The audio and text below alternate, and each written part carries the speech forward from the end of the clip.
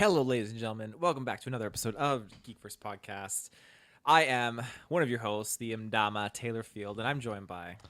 I am the priest, Kirkland Patzer. Hey, I'm Dylan Haas. Yes, and we are here to continue our wonderful trek into Halo Season 2 TV show. If you haven't watched all the episodes or listened to our reviews, you can go catch up on all that stuff. They're all on our feeds available there. But before we get into the wonderful world of Halo, you can find us with your internet connection in the search bar. GeekVerse.ca is our home base. GeekVerse Cast is our Twitter, and GeekVerse is our Facebook. Going through a brain fart there. Stuck So- landing, though. The most important thing, though, out of all of those is the Patreon. Mm-hmm. And what's even more important than the Patreon? The producers, Aaron Braden, April of Darkness, Jack Grant, Muds, Sam, and T fucking Money. Let's go. T-Bucks. T fucking money. T fucking Money. It's just, you guys are fantastic. You all know it. And thank you for everything you do. So without further ado, not for like segueing into Halo yet. What are some shows we got going on? We did Dune review. What Dune else is reviews going on? popping off. Thank You had an everyone for amazing that. side quest too that you guys did. That was very fun. Yeah, X-Men focused episode. Very good. Hell times yeah, over Dreamcast. I was riding high after that episode. there. Definitely.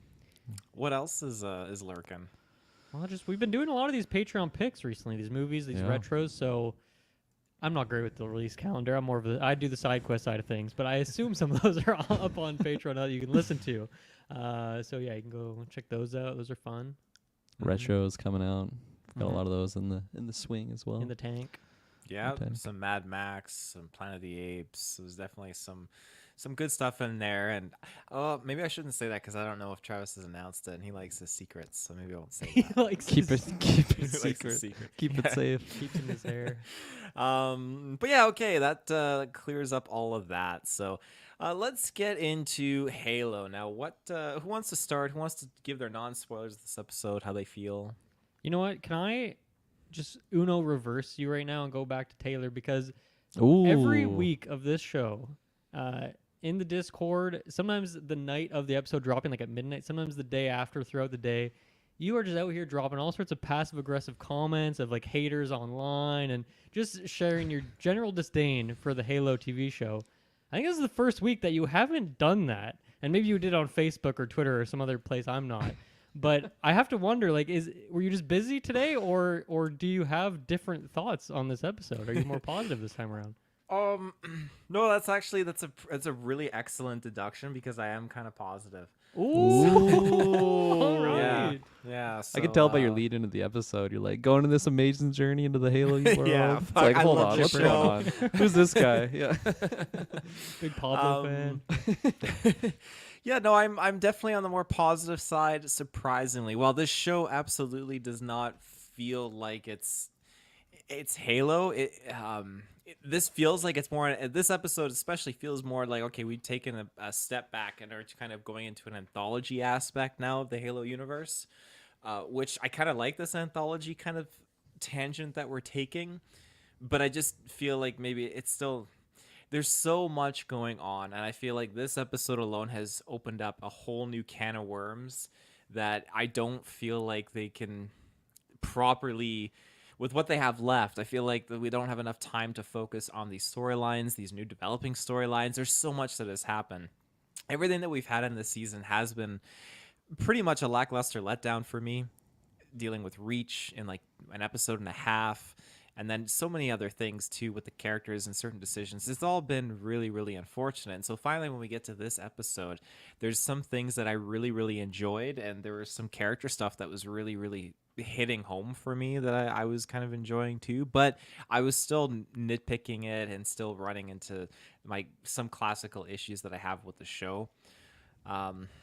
Yeah, but all in all, I'm happy that they've actually done a little bit of some stuff here that I enjoy, albeit it still feels like they've just been pulling from multiple aspects of the Halo universe throughout many different titles and just mushing it all together into one story. So that's kind of how I feel. Kirkland? Lovely. Yeah, I like the bar is so low now, like week to week for these episodes, that when I go into it, I have no expectations. I'm expecting like bad writing. I'm expecting just a very flat story, and then I'm hoping for some nice Haloisms in there.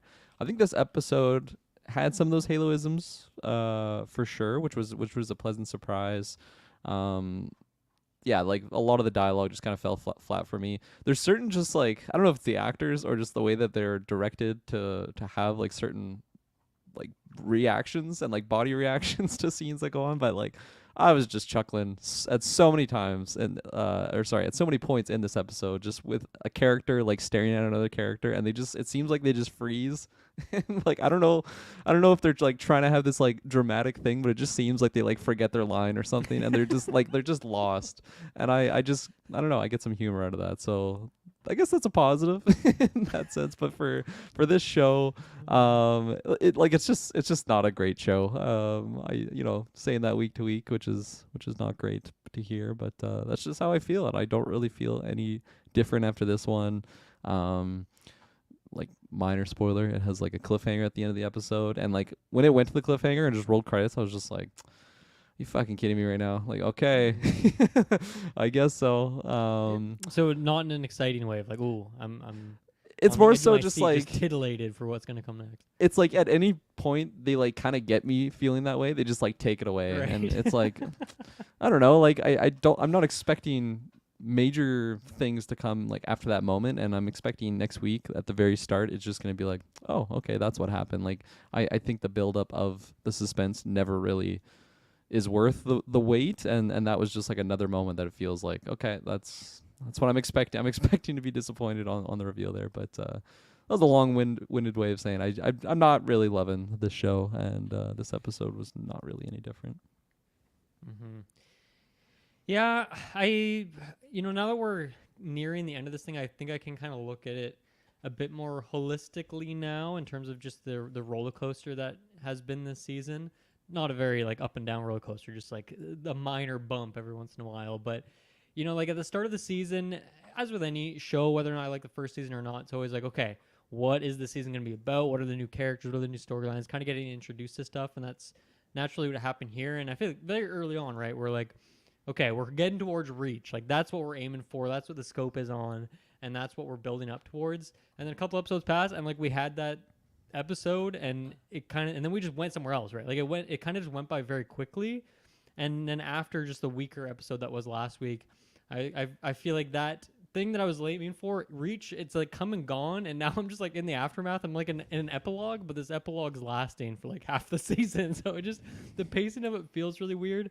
And last episode, I was really, really negative on. If you go back that episode, did not enjoy pretty much anything in it, and so I feel like my hype or interest has really just petered out. Like there's maybe a couple embers there at the bottom of that campfire at this point, and that's about it. And there was really nothing in here that stoked the flames at all. I will say I don't think I have anything that I'm particularly super harshly negative about in the way that we've been throughout this whole season, but there wasn't anything here that really brought me back into it. I'm like, damn, I can't wait for the last 2 episodes of this show. And really, yeah, there's really just the one thing that I'm very negative on is once again Pablo, our main character here. It's just such a freaking weak protagonist, like one of the weakest I've seen in like any TV show I can remember, and I can explain why I feel that way. But then yeah, the rest of the stuff, it feels like a very much like kind of like a politics episode, a lot of different like side quests. It feels like everyone's in different places, whereas we talked about how last week we kind of like converged and everything kind of became one storyline again. And then this week, again, we're just shooting like a shotgun shell of just like all these different storylines going on. They're all progressing like 2%, right? So like it doesn't feel like a whole lot happened. So yeah, not my favorite episode. I would be shocked if there's anything in the last 2 that can pull me back in a big way. I mean, maybe a couple big fun action sequences, set pieces. Chief gets his armor back and pops off, perhaps. But even then, I don't know if I have it in me anymore to be too hopeful for such a thing. So yeah, there you go. Unfortunately, I wish I could be with you, Taylor, but I'm excited to hear some of these things that you really loved about this episode. Yeah, absolutely. I mean, I'm definitely not holding it against anyone that is like you taking a U-turn or anything. I haven't taken a U-turn, but Yeah. so don't feel bad, Dylan, by any means on my account. Well, I guess yeah, that does it. So we're gonna take a quick ad break, and then we're gonna be back with our spoiler thoughts. And we are back. Okay, so where do you guys want to start? Hmm. I guess we We could. we get where you You go want to ahead, say? Copeland. You I was go gonna ahead. You go say ahead. Miranda Keys. We Oh found yeah. her. Yeah. I Good shout out. was just kind of expecting to never see her again, so that it was a pleasant surprise to have her in there. I was a little bit like in hindsight let down that we didn't get her earlier on this season because that was a character I I was pretty positive on actually in the first season. I thought her performance was pretty good and just the world that she's wrapped up in was interesting from her point of view. So it's a little bit unfortunate that she just kind of was hiding, but here she is. How like were you guys surprised? I was pretty surprised to see her in that moment. I will admit.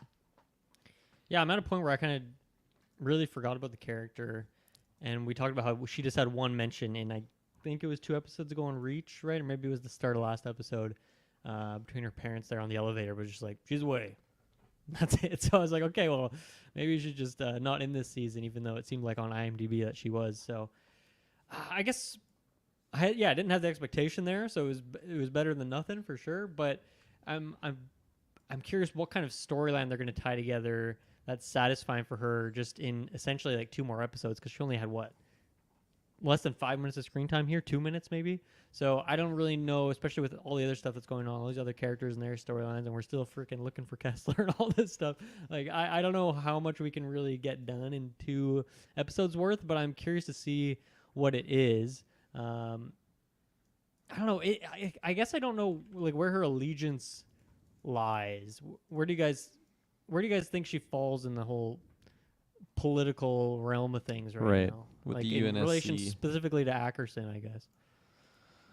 I feel like she's no reason to really be like anti or for Ackerson. Like it's just kind of a separate entity right now because he is the replacement of Halsey, and her and Halsey were kind of like button heads multiple times in that first season, but it was mostly just because of where they were in their positions, and now it's like obviously Halsey is not even with that team anymore, and I don't exactly know what uh, Miranda's like role is right now in like the hierarchy of Oni as a whole. I was really confused as to just what was going on. It seemed I'm assuming that was just like all Forerunner tech that they were Oh looking yeah. at there.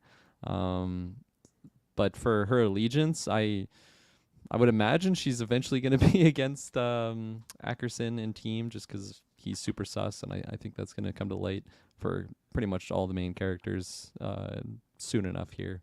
But as of right now, I really don't know just because she's been absent and don't really know what's been going on behind the scenes. Mm-hmm. I mean, she I feel like she's literally been living under a rock at this point, literally. So Yeah, because true. I don't think Literally. she's not gonna know her dad's gone. She's not gonna know a lot of stuff, and so I mean the only thing that I feel like she's gonna be aware of is that Halsey was kind of branded as like a fugitive, and even so, I feel like she's just gonna be so embezzled in like her research and trying to study the Shield world. She's not gonna really have much of an understanding of really what's going on out in the outside world. Like, oh my God, Reach fell? What? Maybe something like that. Maybe I'm kind of giving her maybe I'm not giving her enough credit to her character, What? but No way. yeah, Reach? That's crazy. it just feels like she just with her popping out of nowhere like this. I just really wasn't expecting it, and it just seems so kind of at a place for me. But I'm happy to see her. And her loyalties, though, I mean, you got Parangoski, who seems like she's really the main ultimate bad guy, and it's making it seem like Ackerson's not even really the bad guy, but Parangoski was the one that is making him kind of like the bad guy. So yeah, where does Miranda's loyalties lie? That's a good question, and I just feel like we need to see a little bit more to really make that deduction. So Yeah. I feel like when she finds out that her dad's dead and maybe learns the truth about them just ditching Reach, that Yeah. she'll be like, Halsey, I'm with you. Because as of right now, like Halsey knows all of that stuff, right? Like if we just had an extended scene, she probably could have just told her that, but maybe that's not the height of her motivation right now. Like tell her about Reach falling, or And like Oni's decision to just like abandon Reach, right? Like that whole oh yeah. sussery of taking away the chief and crew's armor and just leaving them to get glassed. Probably. And she's one of the few people that actually saw her dad get killed too, right? So Yeah, that's probably going to that's come up right. in conversation at some point because I think Yeah. it's fitting that the two are connected. Dad now. got cooked. Yeah. You're all mine now, sister. I guess daughter. Yeah. In terms of the I don't know, lore or pulling from books or games, like does that relate to any storyline that you're used to her from in any of that other stuff? Doesn't make any sense. Doesn't make any sense. No. What about like what she was working on? Like, is that a thing in the games? Like, it seemed pretty. Oh no. The thing Okay. the thing You laid that out they're pretty well working last on- week how off track they went with specifically her character and her dad, right? exceptionally off track. Like she's not a scientist in the games or the books either. Like in that canon, she is a UNSC military officer, and she's following in her father's footsteps. And her role is literally after the events of Halo 1 and Halo 2. She's introduced, and she basically leads one of the defensive forces on Earth, and then they basically charge in and. She plays a huge role with the Ark in Halo 3 and activating the Halo rings from the Ark and the Prophet's taking her hostage. There's just so much going on with her character. And so here, she's just playing scientist. She was definitely not involved in the Ghost of Onyx book. The whole facility of the Forerunners that's on Onyx that they're inspecting, that's definitely pulled from the book, so it makes sense. But that's where, for me, it's very weird because this show is... They're talking about Halo, and you see an image of it, but that's it. Like, I feel like this is supposed to be Master Chief's story. It's supposed to be focusing on that Halo ring and getting there, but we're not getting that. Now we're drifting off to the next stage of Spartans and what's going on in Onyx. Now everyone's going to be shifting their attention away from the key artifacts between McKee and Chief, and they're going to be focused on like, oh, how did Quan not explode on impact when she fell down the well? And what's this like vault, right? Like, Yeah, the things we should be focusing on. That's the important stuff. so new questions, right? And that's where I feel like all of these new storylines that have been introduced. Then, did they confirm a season 3? I don't know. They probably did, but I just feel like there's so much stuff going on now that just Let me take a look. it just blows my mind that like Yeah. they expect people to follow all of these side tangents. Yeah, because I heard after I think it was last week's episode, you were mentioning how they like want to. It seems like we're going in that direction of some Ghost of Onyx stuff, and I've heard great things, like phenomenal things from you and others about that novel. So like Oh yeah. the fact that this episode was just called Onyx, I was I was a little bit worried for like like you and people that are like really knowing these stories going into it, because I'm just like, I know nothing about this, but I'm assuming this is going to be butchered horribly. And I mean, like the whole thing with like the Spartan 3s, you were mentioning that again last week's episode. Just like, I guess, like, is that a big portion of that book, Ghosts of Onyx? It's a big portion, and that's again like Onyx was chosen as the base to start the Spartan 3 program, and again that was Okay. led by Ackerson, and they kidnapped and abducted a Spartan 2 called Kurt, and he was basically training the Spartan 3s with Petty Officer Mendez was another character. And so there's a lot of similarities here. Of course, you have Kai, who seems Right. willing to go and Ties train in the them. Kurt role, sort of. Yeah, and the Relation that's in that. Spartan 3s are basically supposed to be orphans. They're supposed to be people that were from destroyed worlds that don't have really anywhere to go, but they have a hatred and this fuel. Like, let's just go. Let's sign me up. Let's go fight. And they were meant to be more expendable. And so I think that's one of the story narratives that I actually like, because when they complete their mission, it was just the simulation was over. And I feel like there's many ways you could interpret that. You can interpret that as Ackerson, like they played out. He said it so that they would have a W, they'd have the win, they could feel good, and they could go on.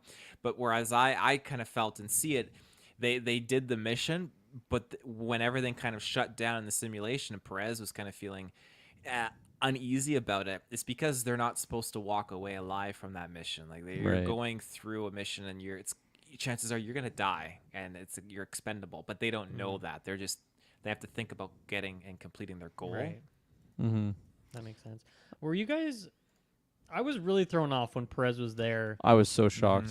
I thought it was Yeah. like a flashback or a dream sequence. I was so 100%, shocked me from too. where she Yeah. was, like seeing Keys just get crisped, like barely like being so PTSD'd from losing her crew from earlier on in the season and losing her family. Like she just seemed like such a broken down character. And then like just like the scene of her, I thought she was like an ODST trooper for a second. I was like, man, like what is going on here? And then it's just combat. She's like diving into a Covenant ship. I was so confused. When the simulation like ended, I was even more confused because I'm like, what the fuck is going on? She's just being trained to be a Spartan. Like, what happened to the other people on her ship? So yeah, you're not alone.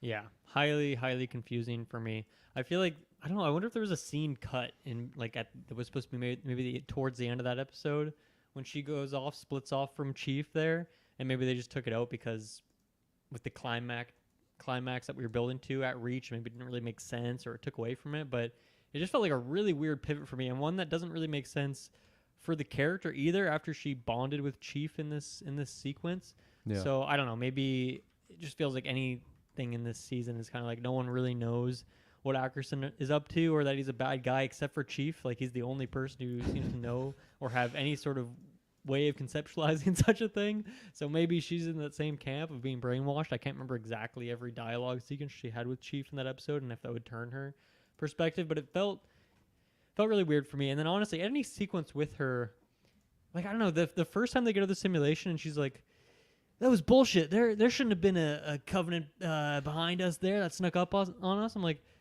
what are you talking about? Like this, you're talking about going into a Covenant ship, and it's not conceivable to you that a Covenant could pop up behind you or something. It just the whole thing felt like really fake drama to me, like in a reality show, and they just the producers plant some random storyline, and these bad actors have to go along with it. It felt like that. I was like, what are we even talking about here? Oh man, yeah, So weird. That's like what I was saying earlier, where like just some of the dialogue amongst characters, I'm just like semi-shocked that I'm seeing it, but also it's also just on par for the course. And there was one particular moment when Kai, she just jumps in the simulation to I guess just punish herself because she wasn't there on Reach.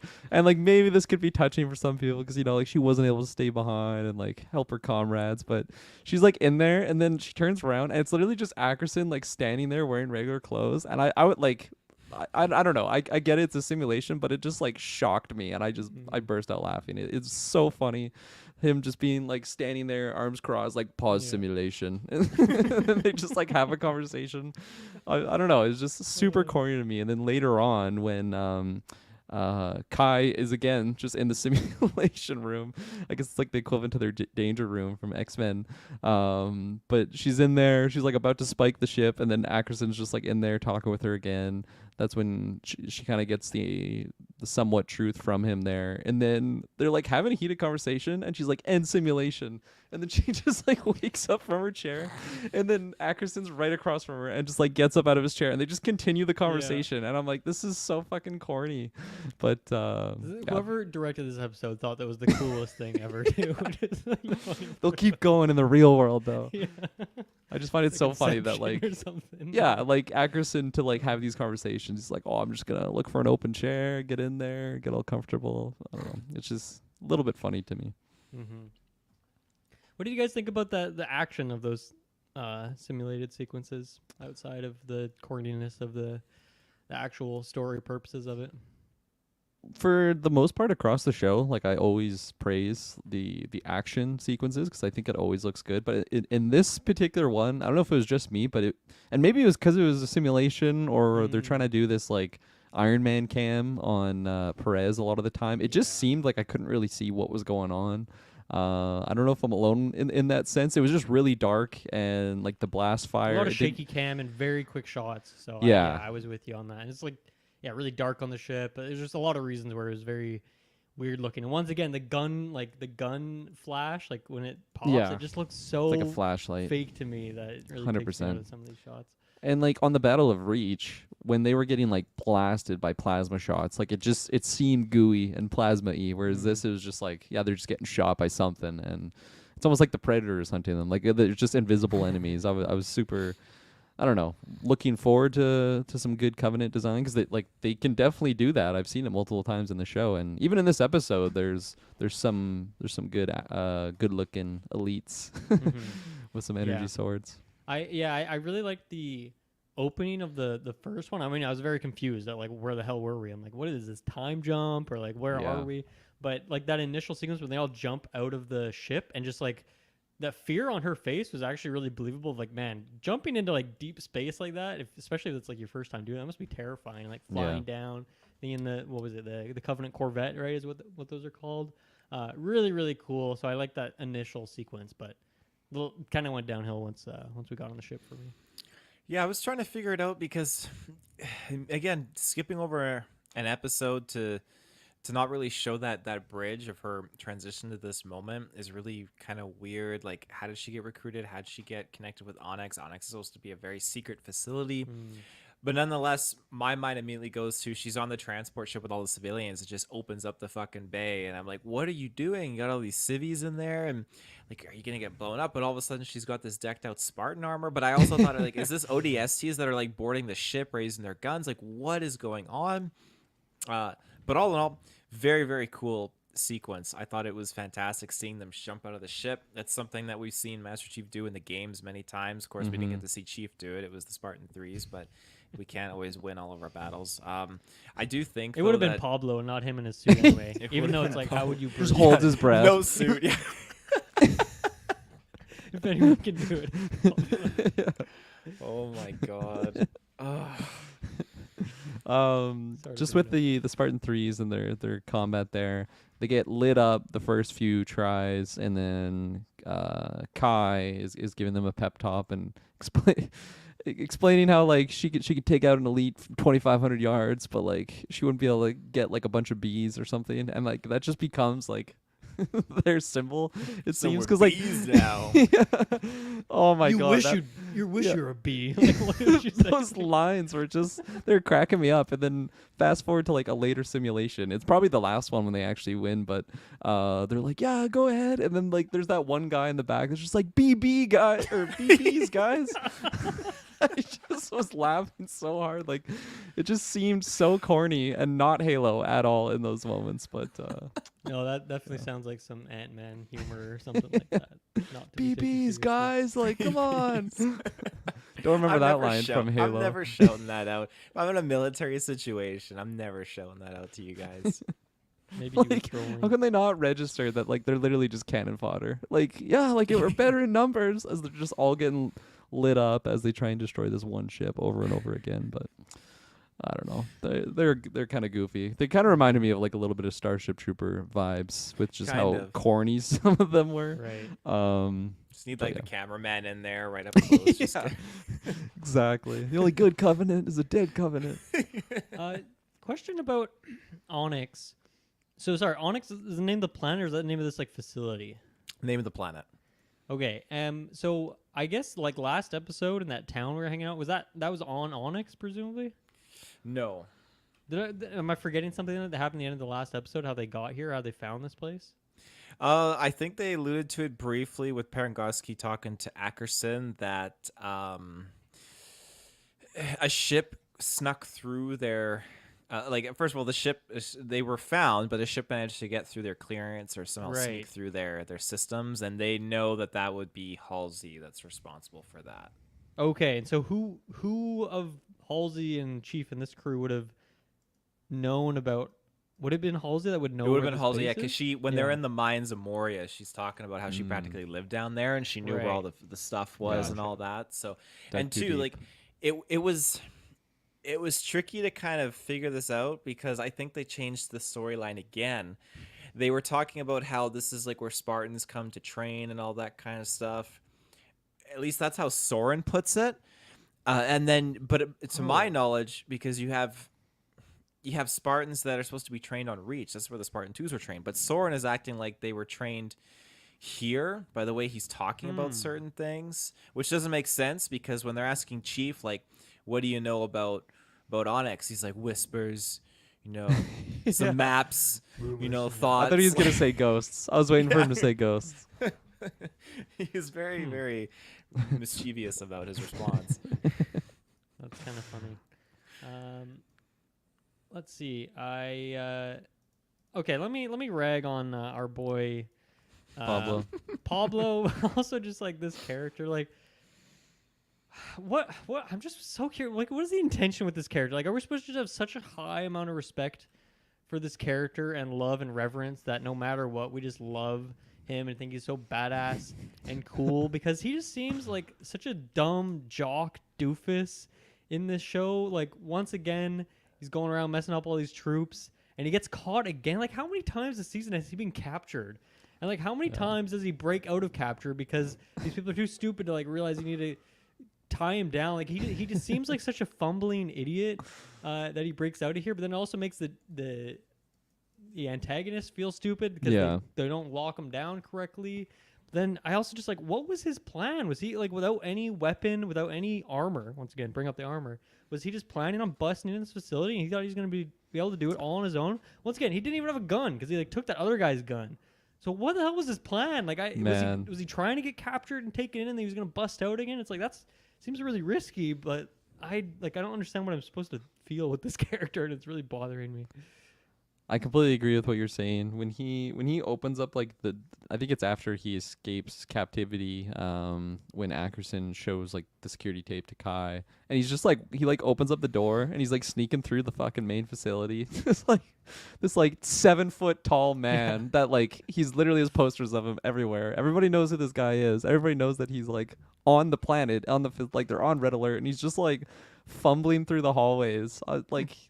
Man, it's like a Mr. Bean type sequence. It's like you have this character that should not be able to sneak through this area with how much everybody's after him, and he just does because that's just how it works, I guess. But for his like motivation, I really don't know. At this point, it's just like vengeance. Like he's like John Wick. He's after Parangosky, and he's gonna just take her out no matter what it is. Like I don't know. Like by the end of it, it seems like he's going for the, what are they called? The artifact. The artifact. Yeah, he's like a drug addict or something. He just wants another hit of that artifact juice that makes him like feel all trippy. Like that. That's what his motivation is. It seems like at this point.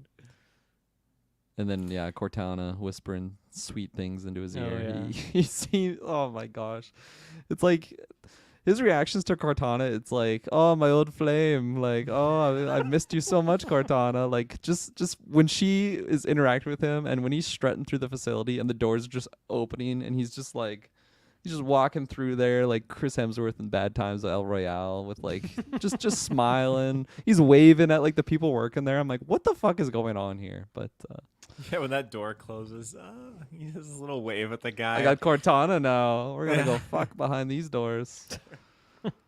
I did enjoy the like him just kind of like walking through and like all the doors were unlocking and closing and Cortana was helping him with that. But the way he's staring and watching everyone smiling, like I just don't like his facial responses to all of this stuff in the situation. Like if you put him in armor, I feel like it changes the whole tone of this scene. I think it becomes, okay, this man is like, the Master Chief is scary, and like it's crazy just how he's just walking through this facility. The wave with the armor on. The wave with the armor, I would love that. That would make it so much better.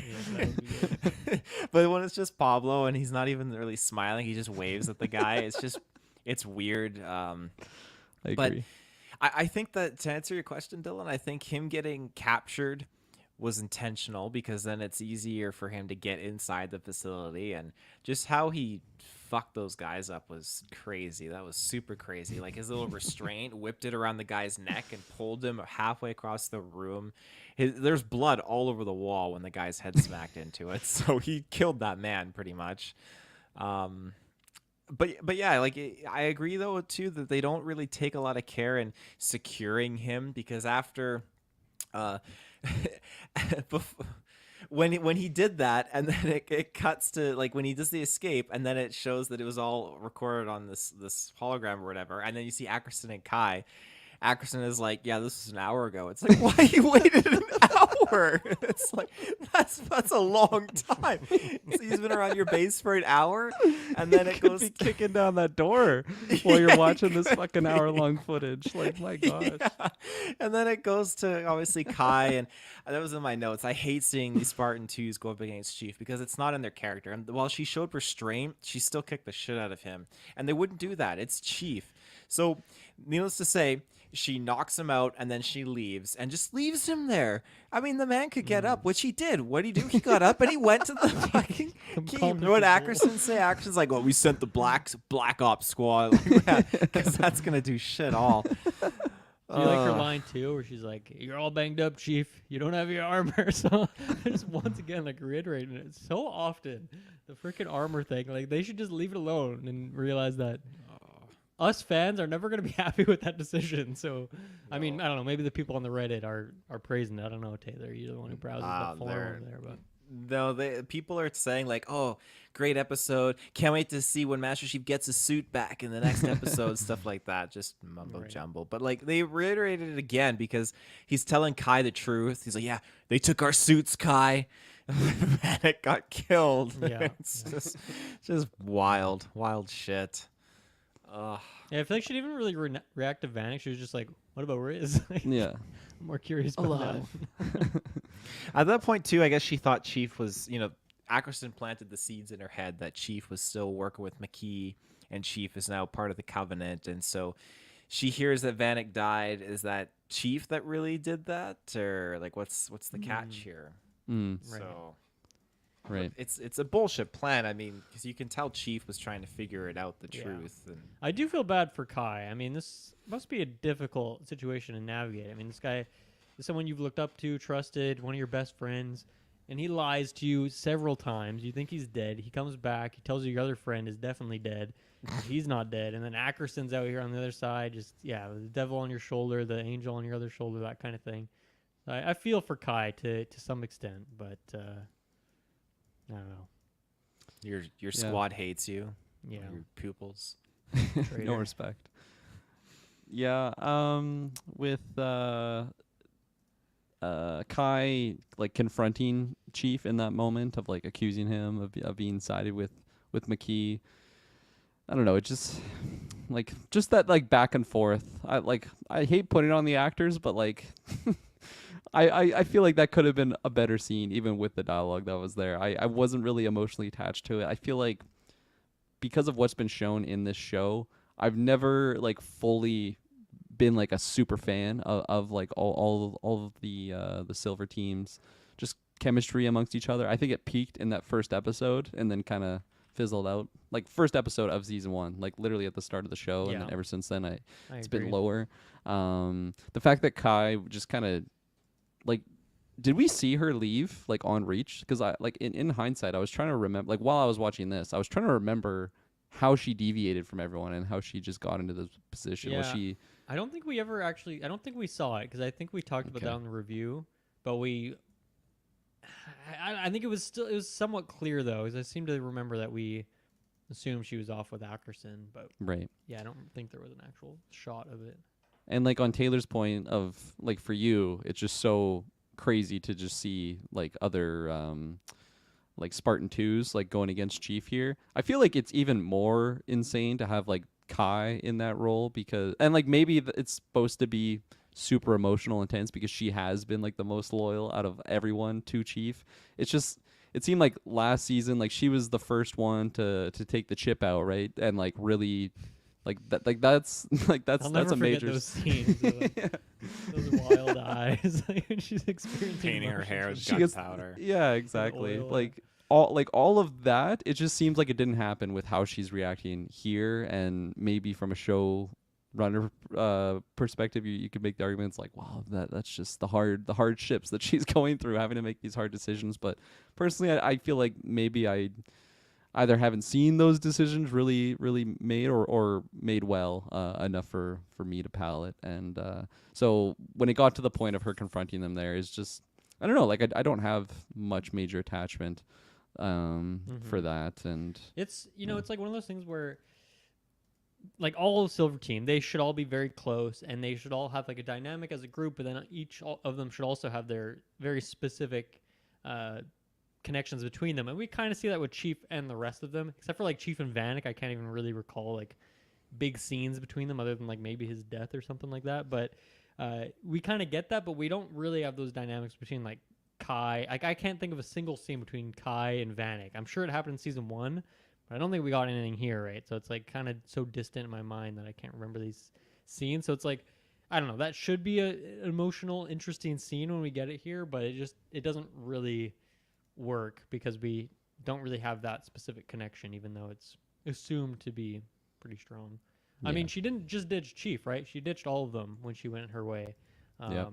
So we have to factor that in too. Yeah. I mean, I think you hit that on the head there because we really don't see much more between Vanek and Chief, so that's definitely a downside. But Kai being the one that has to, I guess, bring him in.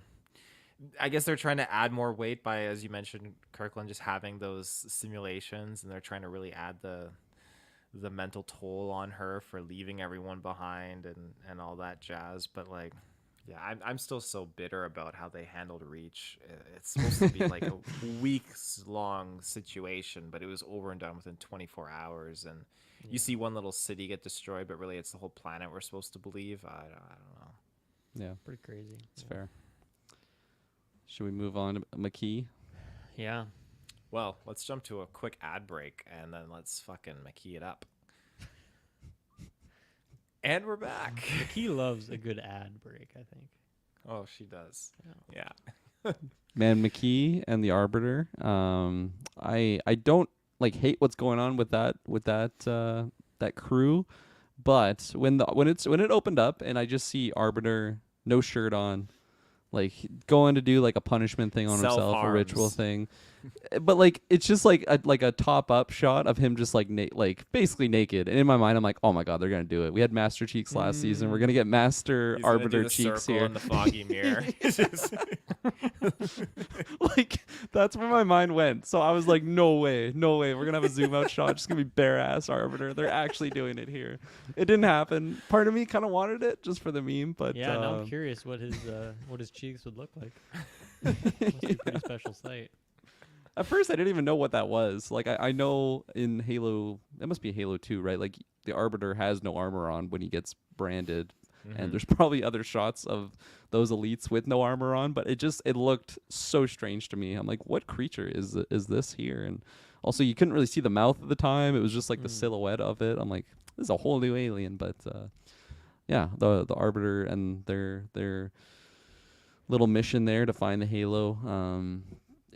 And like from the Arbiter's perspective, just give me some clarification here. Like he thinks that it was the hierarchs that like showed them that vision, right? And like this is part of the mission to like basically just go away from what's it called, High Charity, to find the Halo, or like what happened there? Because it happened in last week's episode when they're going to High Charity and then just the Halo ring pops up, and then that's what really deviates their mission to get out of there. Yeah, so I feel like seeing the Halo ring, obviously you have McKee and Arbiter that see that. And McKee was trying to plead with Arbiter to kind of, let's go out, let's find the ring, we're going to do it. And I feel like that's because she knows that if she goes up against the hierarchs, she's not going to be able to plead her case anymore because for whatever reason, she can't use her ability to touch the artifact and activate it anymore. And I feel like that's something the prophets would want her to do. And if she kind of goes out there front and center, it'll be exposed that she doesn't have that power anymore because I'm assuming she lost her virginity or something and she can't use it anymore. Because I have no other reason why to suspect she has lost that ability. So keeping it kind of one-on-one here, and even Cortana kind of helping fuel the fire a little bit to Arbiter and make him think, oh my God, like, yeah, McKee, you have the power here. And really kind of convince the Arbiter to kind of defect against the hierarchs. I think that you have this priest here who his name is, I think his first name is like Udo Mdama, which I thought he was related to another elite in Halo 5 Guardians, Jul Mdama, who is like it's a whole other story, but he becomes like a Storm Covenant leader. Very cool character, but There's they're some not related as Bionicle far as names. I can tell. Yeah, no kidding.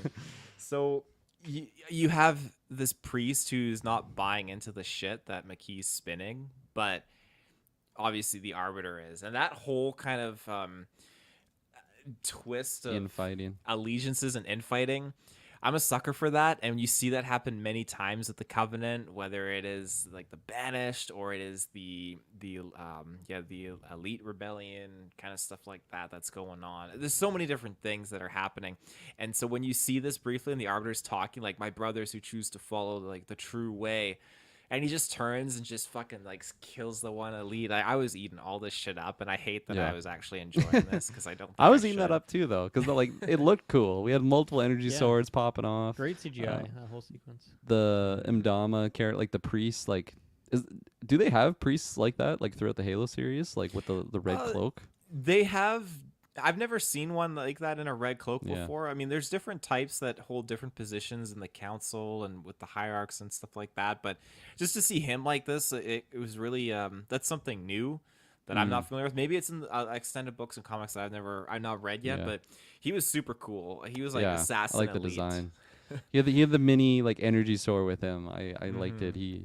He had some Sith Lord energy too with that hood on. Definitely. I quite liked it. Mm-hmm. Yeah, I guess the one thing I feel weird about with the Covenant is it feels very small scale to some extent, because we have these scenes where they're glassing planets and whatnot, but it's not like we're really seeing, like, we're just kind of seeing the beams shot down. We had that one shot that I can remember where like all those Covenant ships like were rising through the fog. I think that was in episode 1 maybe. And so at some points we are seeing like the scale of it, but then most of it is like scenes like this where there's like max 10 to 15 in a room hanging out. And so I like this idea that there's factions kind of in between them. That is something that's inherently interesting. But I don't know. I guess I haven't been given enough content from either side, and I don't have that scale yet. And it's hard for me to kind of differentiate between some of these elite characters. Like, I know I can tell who Arbiter is at this point, and this other guy, but like I don't know anyone else. So I don't know. It's hard for me to really feel like, okay, I understand both sides of this argument fully. It's really just like, I don't know, the Arbiter is with McKee and the other people aren't, and that's kind of the extent that I feel like I'm invested in the story at this point. So I will say that this is a very interesting point to leave off the episode, not just for the artifacts, and that's a very cliffhangery thing. Also, I mean, McKee is like touching it too, so like, what is that going to do for her powers? Is it because Chief's touching it at the same time, presumably, that will activate her powers and kick it into motion again? I'm assuming that's something to do with it, but also just like from assuming the end of this fight is like Arbiter and McKee are the only ones left, and Arbiter killed all of them. I don't know if there's multiple factions within there, or if it was just Arbiter killing all the other ones, but that's compelling to see like what those two factions are looking like after this altercation and what it leads to going forward. I don't know, the idea that like Arbiter and McKee could be like these lone wolves who are going off to find the Halo on their own, or maybe that's not what it is. Like, I feel like once again, I don't have like all the info there to make a decision yet, but I think it's a decent setup for next week. And yeah, we have a couple episodes left. Like, I hope we get more of this Covenant stuff, because I think it is, to me, a lot more compelling than like whatever the hell Quan's doing in the show right now. And like, I don't care about Kessler and finding Kessler. Like, I would happily cut some of those those other side storylines to get more of this Covenant stuff. So I know that's inherently those shots are going to be a lot more expensive because of all the CGI to just do those scenes. But I hope we can see a little bit more of it in the next couple weeks, because yeah, it was a fun couple sequences here we had in this episode. Yeah, no, I completely agree. I think anytime that we can maybe peer more into the Covenant lens and just figure out more so what's going on with them, I would take that over Soren and his wife looking for the child. I like, just every time that they went to them, I'm just like, I feel like I can pull up my phone now and just like not really pay attention, because I just do not care about those characters. Like, of course, parents missing their son, I feel like that is a emotional tie, but for where it lies in this show, it's not something I'm interested in at all. And man, like, I keep forgetting about Kwan Ha and like this like shaman character that she's like just chasing. Like, every time it goes to her, I'm like, is that Halsey? Like who is that? And then it shows like the old woman. I'm like, oh right, Kwan She Ha, never the met last the of the old woman. Ha's. Like, she never met the old woman. It doesn't make any sense why she She would be just seeing keeps her. Oh, just you wait, Taylor. It'll be revealed. It'll be revealed in the finale. She's gonna it's gonna one kill of the those- Arbiter. It's one of those things that doesn't feel like, it's not the A plot, B plot, C, D. It's like a Z plot. It's like so weirdly like disconnected from everything else going on in the show so far. So hopefully, in some way they tie it together, or just give it its own satisfying arc. So even if it is out existing on its own, it at least connects in some way. But it's weird because it just feels so un-Halo-like. And yeah, it's not really seemingly connected to our main plot or B plot, any of the other plots in any way. So it's a really weird inclusion. I mean, thankfully at least there wasn't a ton of it this week in terms of screen time, but I don't know. I don't know what they're gonna wrap up in 2 episodes on that one either. Yeah, I don't know. Anything else that we haven't mentioned? I got a few notes I can. I got one other line that I just One bone to pick. I was scratching my head on was when Parangosky and Ackerson are just conversing, and she's just like talking about tea, like the from food, Earth, the fucking And- food again. and like goes off about like how like the method of how it got from like Earth to here, and then she finishes off as like, yeah, this was made in lab on level 4, and I'm just like, the dialogue of the show, it just seems like they're really trying to like tantalize us with some great one-on-one dialogue between 2 characters, and they just always fall flat for me. And that whole substance with the tea did not work.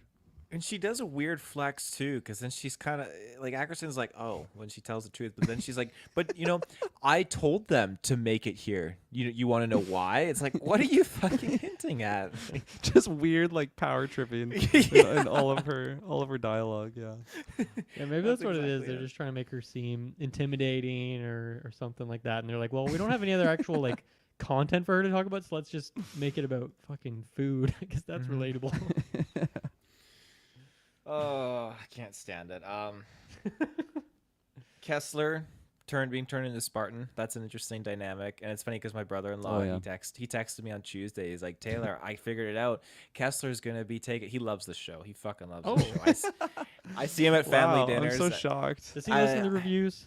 I don't know. I don't think he does. If you do, I'm sorry for our negativity. I know. Just I know. I'm not. I try to be positive because he genuinely just loves the show, and so when I see him at our family dinners every week, he's like, "Oh, what a great episode! What a great episode!" I'm just biting my teeth, like, "I'm so glad you enjoyed it." Like, but where are the suits? I try to throw a little bit in there.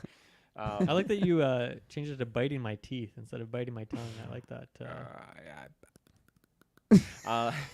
But he predicted Just at Kessler. dinner, you're just like staring at him. There's no food, just biting the air. But he predicted on Tuesday. He texted me while I'm at work. He's like, Taylor, I figured out Kessler. The UNSC got him. They're turning him into a Spartan. Soren's gonna go in there and boom, like big battle and everything. I'm like, well, I didn't text him right away. And sure enough, I watched the episode. Like, man, he's fucking right. They got Kessler. Son of a bitch did it. Yeah. I like that it was a Tuesday text, so it was like the whole week he's like racking his brain, like, God, what could it be? He's got like all Yeah. these charts and like graphs out of a whiteboard, writing all these The things out. He's wires like, I going. got it. I figured it out. That's great. It's great for him. I'm glad he's enjoying it. He's enjoying it, yeah. I wrote this, and I quote, so Quan is out fucking gallivanting on a military planet. Sorry, that's so- a quote? That's what I wrote, as I'm quoting Oh. myself. Oh, when okay. I I tell thought you. you thought this was a quote from the show. I'm like, no. I don't know. I had a big problem with her just walking out, and she's just gallivanting. All of a sudden, these guys start just shooting like no tomorrow at her. So she's very lucky she didn't get headshot. Those Man, guys had bad aim. that was so. Very stealthy.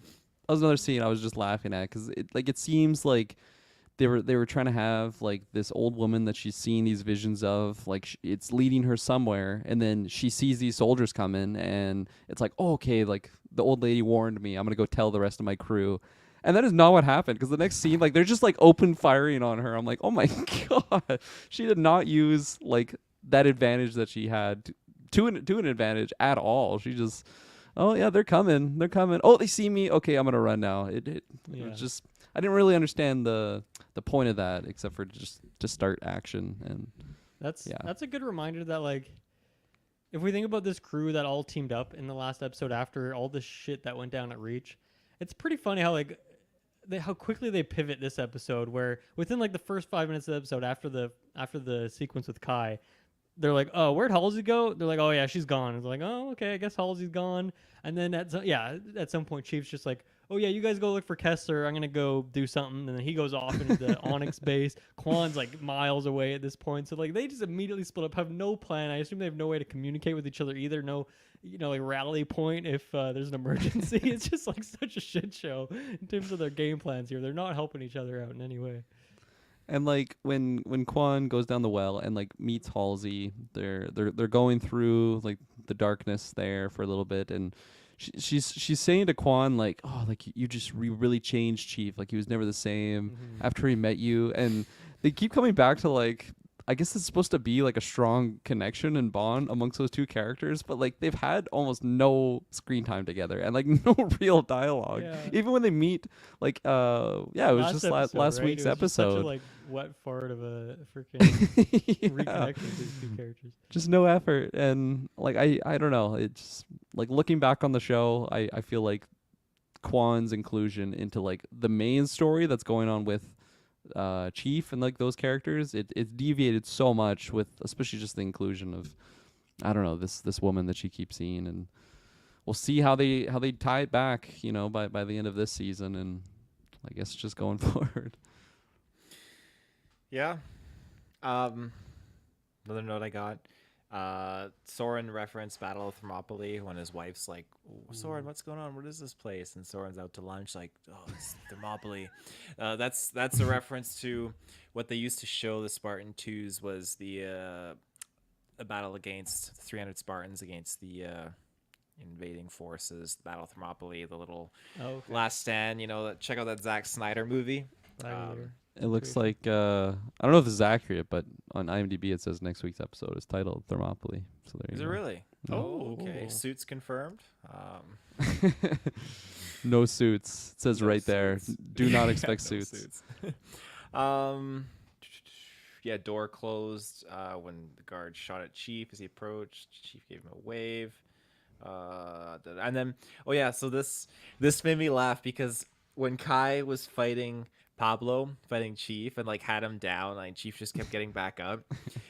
Immediately, he was channeling his Batman Dark Knight voice, like the Christian Bale like Dark Knight voice, because he's like, he gets up, he's like, "Where's the girl I grew up with? What's on the other side of the gun?" Like he's like full Batman here. It was really funny. He's getting Looney too, and she's beating on him. He's just like bleeding and like smiling, like he literally is like the Joker or something, like just a super villain. The subtitles said laughs, so he was laughing at this point too. God damn. Yeah, Cortana just like cheesing in. So I guess we know too that Cortana is, I guess, the sleeper cell. So Parangosky wanted her to be working undercover with the Covenant, just to kind of like feed them secrets, and yeah. And like maybe this was discussed last season, I can't quite remember, but like with Cortana, is she a sentient being? Like is she just a super AI that can think for herself? Because like, does she have her own allegiances? Because right now it seems like she's just Team Chief all the way, and then she's doing her duty for Parangosky, which in turn is having her like kind of a double agent with McKee, right, and the Covenant. But then, because like as soon as that's over, she's like, "Is my duty to you over?" And it just seems like she wants to run to Chief. Although I guess by that point she's kind of already with Chief. I'm trying to remember the order of sequences there. I thought she was distracting Parangosky so she could kind of join up with Chief at that point. Yeah. But it's hard. It's hard to say, and it's definitely out there in the games and the books, the level of like intelligence that Cortana has. As far as AIs go, she's definitely one of a kind. I put her ahead of every other AI because she was made with brain tissue from Halsey. So that's definitely a canon factor. But at this point in time, we should be seeing other AIs. There were a lot more other AIs, and then AIs started popping up all over the place after the fact. But it's weird that she's the only one. I'd like to see some other ones that have appeared too and whatnot. But yeah, she's designed for Chief, and that's something you learn too very briefly, at least in Halo 5 Guardians, is that they develop these AI systems to help with Spartans' sociopathic, like they lack social skills. They do not have the proper means of that kind of like social connection with people, and so the AIs were able to serve as a method of them having that social companionship to kind of help keep them more combat efficient and so forth. But no, we got a fucking pill in their neck. That's the alternative. So do you think she was whispering to Chief's or in Chief's ear to like, okay, wave at them, like do that right now? Yeah. Smile while you do it. Yeah. Yeah. I forget was because I remember us talking last season about that bit about Halsey's brain tissue being part of Cortana in some way. Was that confirmed in the show, or is that something you're just pulling in from the like canon. I believe that was in season 1 when because She had the clone, right? it was a Flash clone of herself that they Right. used to. I do remember that being covered at least. Yeah. In the Mhm. live action. Mm-hmm. Yeah, it gets to a point where we talk about this show as much as we spend time watching it, and so sometimes I maybe mistaken like Taylor filling me in with lore stuff for like what actually happens in the show. It's But true. Yeah, that does sound pretty familiar now. So The lore is better. The lore is better. But yeah, anything else you guys got? I think that wraps us up. that's all for me. That is all for me. Well, Season we'll be 6. back next week fighting alongside Chief and Arbiter at Thermopylae. So stay tuned. We'll see you next week and have a good one. Bye. Bye bye.